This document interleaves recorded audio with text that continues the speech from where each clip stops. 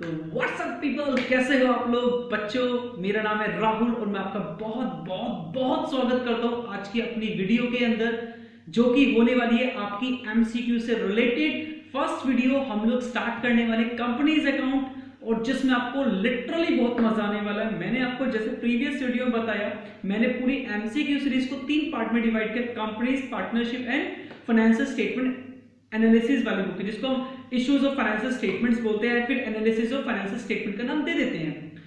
मैंने इसको further 3 part में डिवाइड किया था, like theory based MCQs, numerical based MCQs and third one assertion and reasoning based MCQs.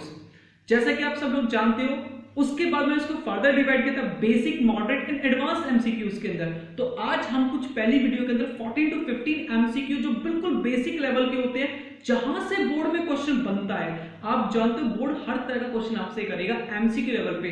तो आज हम लोग काम करेंगे बेसिक लेवल पे। बेसिक जब हम लोग सीख जाएंगे, उसके बाद हम लोग बात करेंगे किस वैल्यू पे, जब हम लोग बेसिक लेवल सीख जाएंगे फिर हम लोग बात करेंगे मॉडरेट लेवल पे। जब मॉडरेट लेवल सीख जाएंगे तब लोग हम बात करेंगे किसके ऊपर, एडवांस लेवल के ऊपर। तो कुछ इस तरह से प्रोसीजर चलता रहेगा। प्लीज ये ना सोचे कि मैं 14 क्वेश्चन अगर बेसिक लेवल के फर्स्ट वीडियो में डिस्कस कर रहा हूं तो अगली वीडियो में डिस्कस नहीं करूंगा। मैं आपको वीडियो की स्टार्टिंग में बता दिया करूंगा ऑलवेज कि मैं बेसिक लेवल में बात कर रहा हूं या फिर मैं एडवांस लेवल में बात कर रहा हूं। तो चलिए विदाउट वेस्टिंग एनी टाइम हम लोग अपनी आज की क्लास स्टार्ट करते हैं। हाँ जी भैया, आ जाएं क्वेश्चंस की तरफ। चलिए तो शुरू करते हैं अपने क्वेश्चंस की बात में। तो हमने ध्यान से देखा, सबसे पहले इसने क्वेश्चन नॉमिनल कैपिटल से मार दिया, जो कि हमारा सबसे ज़्यादा सिंपल क्वेश्चन होता है, सबसे ज़्यादा नॉर्मल क्वेश्चन होता है। नॉमिनल कैपिटल आप जानते हो क्या होती है? ये वो अमाउंट ऑफ कैपिटल होती है जो कि पार्ट ऑफ ऑथराइज कैपिटल होता है, या फिर इसको हम ऐसा बोल दें कि ये ऑथराइज कैपिटल ही होती है, जो मैक्सिमम लिमिट परमिट की जाती है बाय मेमोरेंडम ऑफ एसोसिएशन, जो कि आपका कैपिटल क्लोज होता है। तो इसका ऑप्शन हमको पता चल गया कि मैक्सिमम लिमिट है, जो कि जितने तक के शेयर हम पब्लिक को इशू कर सकते हैं। अब जैसे कि बोलता है that a part of authorised capital which is issued by the company. देखिए जो कंपनी इशूड करती है ना बेटा, बेसिकली उसको ना इशूड कैपिटल बोलते हैं। It's not a nominal capital. Okay, second point, the amount of capital which is applied by the prospective share holder, जो कि अप्लाइड करते हैं प्रोस्पेक्टिव शेयर होल्डर, उसको हम लोग बोलते हैं, पूरे वर्ड को बड़ा ध्यान से देख के चलना, वो बोलता है सब्सक्राइब्ड कैपिटल। उसको हम बोलते हैं, बेसिकली पब्लिक ने सब्सक्रिप्शन डाल दिया। क्या डाल दिया हमको? सब्सक्रिप्शन। अब हम पे डिपेंड करता है, अगर हमको मिनिमम सब्सक्रिप्शन मिल गया, लाइक सेबी गाइडलाइन के अकॉर्डिंग 90% है, और कंपनीज एक्ट किसके ऊपर क्या बोलता है? साइलेंट है। वो बोलता है जितना आपने अपने आर्टिकल ऑफ एसोसिएशन में लिख रखा है या आपने प्रोस्पेक्टस में डिफाइन कर दिया, आप उसके अकॉर्डिंग लेके चलिएगा। Third, the amount of capital which is paid by the share holder, जो कंपनी पेड करती है उसको हम लोग, कंपनी को जो शेयर होल्डर पेड करते हैं उसको हम बोलते हैं पेड अप कैपिटल। क्या बोलते हैं? Paid up capital. Paid up capital क्या बोलते हैं हम लोग? पेड अप कैपिटल बोलते हैं। ठीक है। Fourth point, the maximum amount of share capital that a company is authorised to issue. Exactly, ये मेरा करेक्ट आंसर है। ये मेरी ऑथराइज्ड कैपिटल है, और ऑथराइज्ड कैपिटल को हम एक नाम और देते हैं, जो कि क्या है? आपका नॉमिनल कैपिटल। ठीक है। और इसको एक नाम और बोलते हैं, क्या? Registered capital. इसको ये 3 नाम दे दिए जाते हैं। आई होप आपको मेरी बात समझ में आई होगी। आगे चलते हैं। हमारा नेक्स्ट पॉइंट है क्या? सब्सक्राइब्ड कैपिटल इज, हमको देखना पड़ेगा हमारी सब्सक्राइब कैपिटल क्या होती है। That a part of authorised capital which is issued to public for subscription. ये तो हमारी इशूड कैपिटल होती है। क्या होती है? Issued capital. ध्यान से देख सकते हो आप इस क्वेश्चन को भी, ये 2020 में आया हुआ क्वेश्चन है, और सेम ही क्वेश्चन उसने एक और मारा काउंटर क्वेश्चन, और वो भी 2020 में मारा। इसने पहला पूछा नॉमिनल कैपिटल क्या होती है, और दूसरे पूछा सब्सक्राइब्ड कैपिटल क्या होती है। सब्सक्राइब्ड कैपिटल एक्चुअली वो कैपिटल होती है जो कंपनी में जो शेयर होल्डर अप्लाइड करते हैं उसके लिए पैसा दे चुके होते हैं आपको। तो बोलता है the part of issued capital which has been actually subscribed by the public. But मैं यहां पे अभी सेटिस्फैक्शन इसको नहीं लूंगा। आगे, that a part of subscribed capital which has been called up on the share. वो पैसा जो हमने कॉल्ड अप कर लिया बेसिकली वो मेरा क्या होता है, कॉल्ड अप कैपिटल होता है, तो ये भी मेरा ऑप्शन अभी नहीं है। ओके, अभी सेकंड को होल्ड पे रख रहे हैं। फोर्थ ऑप्शन क्या है मेरा इसमें, फोर्थ ऑप्शन है that part of subscribed capital which has not been yet called on the share, जो आपने कोल्ड ही नहीं किया वो तो बेसिकली अनकॉल्ड कैपिटल का पार्ट है। ठीक है, अनकॉल्ड कैपिटल बेसिकली अगर वो लाइफ ऑफ बिजनेस से लाइफ टाइम में नहीं मांगा जाता कंपनी की, at the time of liquidation demand करते हैं तो उसको हम रिजर्व कैपिटल का नाम भी दे देते हैं। तो कुछ इस तरह से जब आप एमसीक्यू करोगे तो आपको ये थ्योरेटिकली कॉन्सेप्ट क्लियर होने बहुत ज्यादा जरूरी है, तभी आप बेहतर तरीके से आंसर कर पाएंगे। आगे क्या बोलता है, यानी दैट मीन्स मेरा आंसर इसका बी करेक्ट आंसर होगा। Next question, which of the following is not a purpose for which the securities premium amount can be used. अगर मैं आपसे बात करूं सिक्योरिटी प्रीमियम की, तो आप सभी जानते हो section 52 subsection 2, section 52 subsection 2 of companies act 2013 इसके लिए बनाया गया है, जो कि है यूटिलाइजेशन ऑफ सिक्योरिटीज प्रीमियम। ठीक है, सेक्शन 52 सबसेक्शन 51 के अंदर इसकी डेफिनेशन डिफाइन की गई है और सेक्शन 52 सबसेक्शन 2 के अकॉर्डिंग इसका यूटिलाइजेशन बताया गया है। ठीक है, सबसे पहले क्या बोलता है कि हम इसको कहां कहां यूटिलाइज कर सकते हैं। पहले इसकी यूटिलाइज्ड की बात कर लेते हैं, फिर इसके ऑप्शन की तरफ आते हैं, क्योंकि आपको बताना जरूरी है। हम अगर fully paid bonus share issue कर रहे हैं, क्या कर रहे हैं, फुल्ली पेड बोनस शेयर, उसमें इसका यूटिलाइज कर सकते हैं हम सिक्योरिटीज प्रीमियम का। दूसरा, अपने प्रीलिमिनरी एक्सपेंसेस को राइट ऑफ करने में इसका यूटिलाइजेशन कर सकते हैं। ठीक है, अगर कंपनी का कोई एक्सपेंस हुआ है, ऑन किस पे, कमीशन दिया आपने या फिर कोई डिस्काउंट दिया है या फिर किसी भी सिक्योरिटी को इशू करने के रिगार्डिंग उस पर यूज कर सकते हैं। आपने प्रीमियम पेड किया on redemption of what, preference share और any kind of debenture, preference share या फिर डिबेंचर पे, तो हम बेसिकली इसके लिए इसको यूज कर लेते हैं। बट अभी कभी क्या होता है, अगर आपने अपने परचेज किए ऑन शेयर, ठीक है, दैट मीन्स अगर आपने बायबैक किया है तो इसके लिए इसका यूटिलाइजेशन कर लिया जाता है। कुछ पॉइंट है जहां पे अपनी सिक्योरिटी प्रीमियम को यूटिलाइज कर सकते हैं, बट ये 5 पॉइंट रेस्ट्रिक्ट किया गया है। हम इस 5 पॉइंट के सिवा इसको कहीं भी यूटिलाइज नहीं कर सकते। हमारा क्वेश्चन है नॉट अ पर्पस, तो पहला बोलता है issued fully paid bonus share, कर सकते हैं। Issued partially bonus paid share, भाई ये कहीं भी लिखा हुआ नहीं है, ये पॉइंट इन 5 पॉइंट में से नहीं था। मतलब कि मेरा आंसर तो यही होगा। ये तो श्योरिटी थोड़ी सी यहाँ पर के हो चुकी है, बट कहीं ना कहीं मुझे अपने सारे ऑप्शंस पढ़ लेने चाहिए। इस चीज का याद रखिएगा आप लोग। Writing of preliminary expenses of a company, बिल्कुल कर सकते हैं। In purchase of own shares, जिसको हम बायबैक ऑफ शेयर्स बोलते हैं, बिल्कुल कर सकते हैं। इसलिए इसका आंसर बी ही गलत है, क्योंकि हम उस कभी भी पार्शली शेयर इशू करने के लिए, बोनस शेयर इशू करने के लिए हम सिक्योरिटीज प्रीमियम को यूटिलाइज नहीं कर सकते हैं। चलिए 4th क्वेश्चन की बात करते हैं हम लोग। नेक्स्ट क्वेश्चन की बात करते हैं।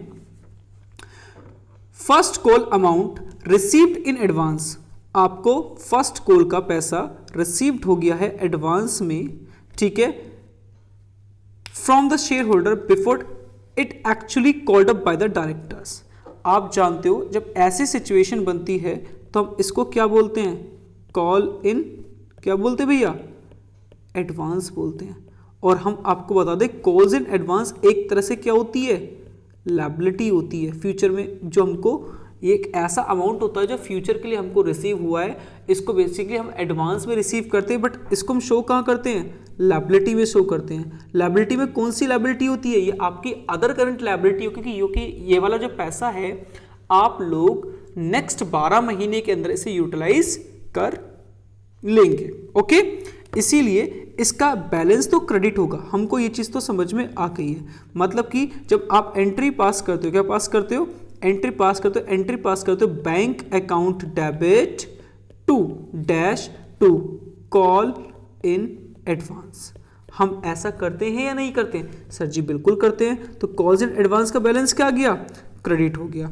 अब आप यहां पे ऑप्शन देखो क्या लिखा हुआ है, first debited to calls in advance, कभी डेबिट होगा ही नहीं। जब हाँ इसको एडजस्टमेंट करने की बात आएगी, क्या आएगी बेटा, एडजस्टमेंट करने की बात आएगी, मीन्स आप लोग क्या करेंगे, जब इसको एडजस्टमेंट करेंगे आप लोग तो इसको वहाँ पे ले लिया जाएगा। यानी जब आप अमाउंट रिसीव कर रहे होंगे फर्स्ट कॉल का तो वहाँ पे इसकी पैसे को एडजस्ट करेंगे यदि हमने कॉल्स इन एडवांस अकाउंट को ओपन किया है तो। दूसरा, क्रेडिट करेंगे शेयर अलॉटमेंट, बिल्कुल नहीं, ये तो पॉसिबिलिटी नहीं है। डेबिट करेंगे फर्स्ट कॉल अकाउंट, बिल्कुल भी नहीं। यहाँ पे ऑप्शन डी दे रहा है, क्रेडिटेड टू कॉल्स, ये इन है कॉल्स इन एडवांस अकाउंट, इसीलिए इसका आंसर डी होगा। आई होप आपको मेरी बात समझ में आ गई होगी।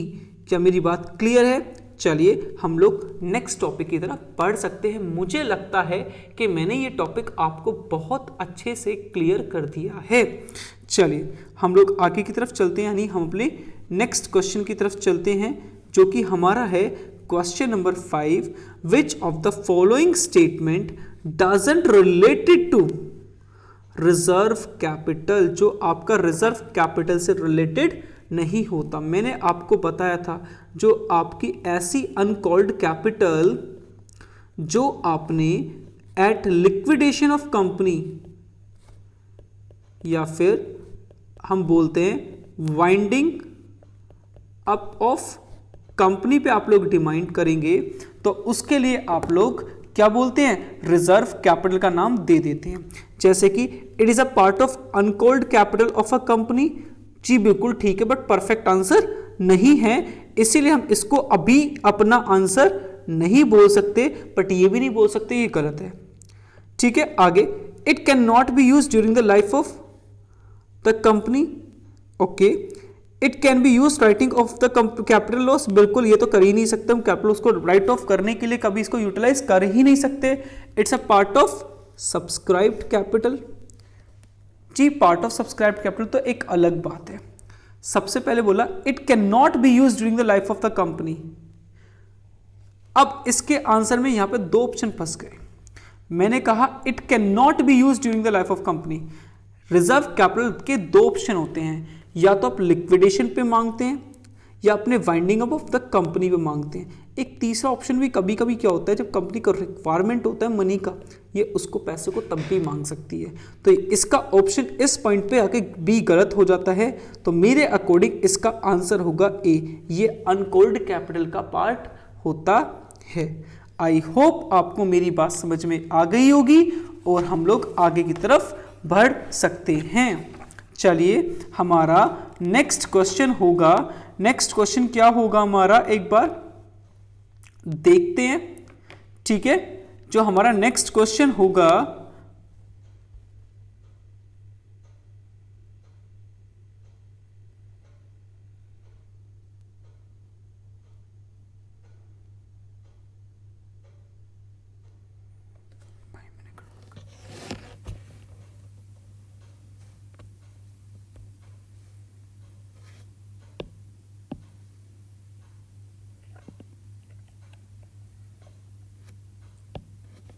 जो कि हमारा है क्वेश्चन नंबर 5।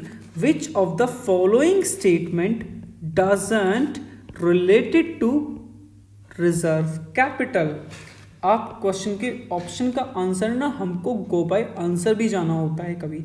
जैसे आप इस क्वेश्चन के अंदर देखेंगे, it is a part of uncalled capital of a company, जी हमको पता ही है अनकॉल्ड कैपिटल का पार्ट होता है।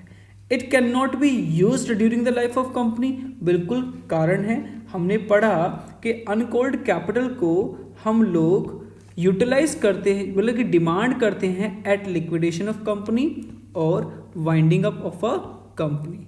ठीक है, तो इन दो पॉइंट पे यूटिलाइज करते हैं। तो हम पहले तो इसको अनकॉल्ड का इसलिए पार्ट बने क्योंकि life of during the life of company इसको डिमांड ही नहीं करते। दूसरा, it can not be used during the life of company, बिल्कुल सही बात है। तीसरा, it's a part of subscribe capital, बिल्कुल सब्सक्राइब कैपिटल का पार्ट होता है।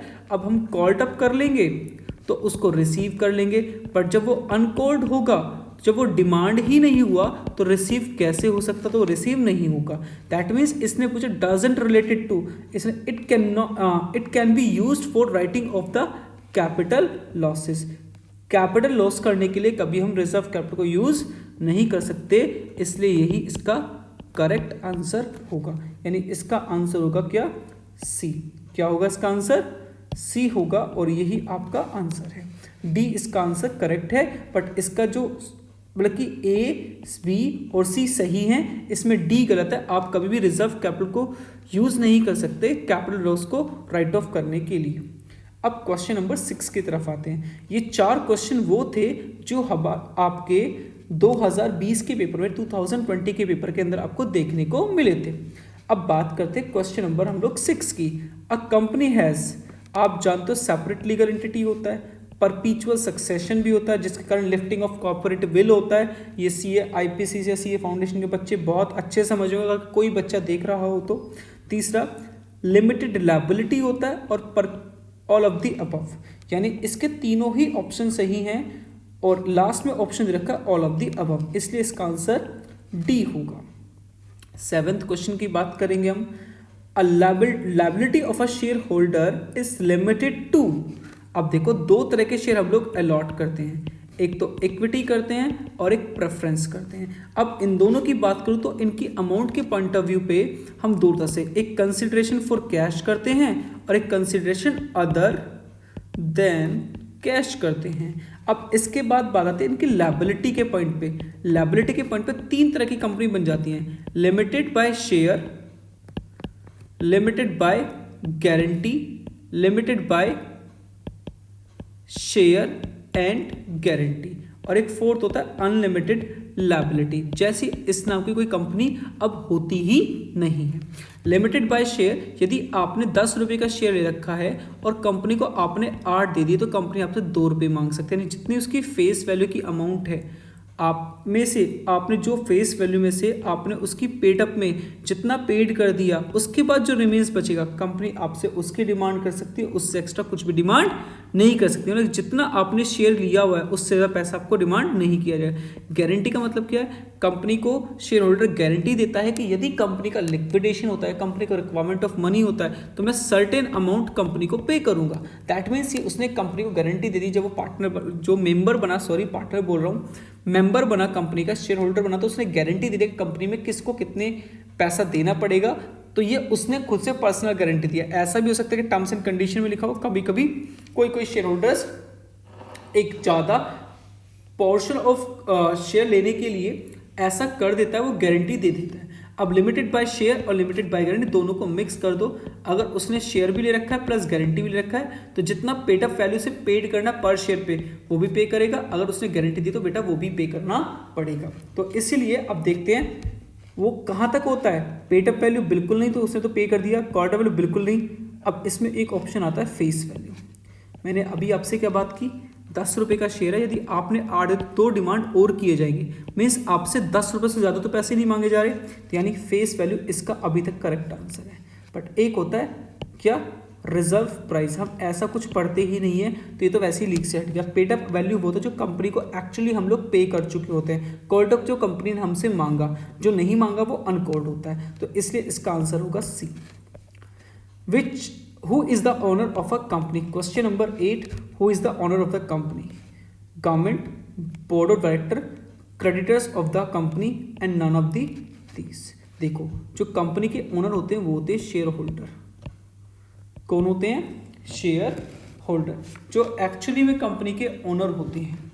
ठीक है, बट इस कंडीशन के अंदर आप ध्यान से देखो, हम बोर्ड ऑफ डायरेक्टर्स को कंपनी का मालिक नहीं बोल सकते। ये लोग क्या करते हैं, कंपनी को ऑर्गेनाइज करते हैं और कंपनी को मैनेज करके उसको रन करते हैं। इसलिए इसका आंसर मेरे हिसाब से डी होगा, जो कि परफेक्ट आंसर है। ठीक है, अ कंपनी में इशू द शेयर। कौन कंपनी इशू, किस टाइप के शेयर इशू कर सकते हैं? Private placement of share. अगर वो प्राइवेट कंपनी है, प्राइवेट लिमिटेड है, तो प्राइवेट प्लेसमेंट भी कर सकते हैं, नो इशू। पब्लिक सब्सक्रिप्शन, एक पब्लिक कंपनी तो पब्लिक सब्सक्रिप्शन निकालेगी, नो इशू। तीसरा, for consideration other than cash. अब ये इसमें चाहिए वाली कंपनी, चाहिए वाली कंपनी, कोई भी कर सकता है। तो इसका आंसर करेक्ट क्या बनेगा? आंसर बनेगा इसका डी। क्या बनेगा भैया? आंसर बनेगा डी। क्वेश्चन नंबर 10 की बात करते हैं। Public subscription for share includes. Public subscription में शेयर इंक्लूड्स किए गए कौन कौन से?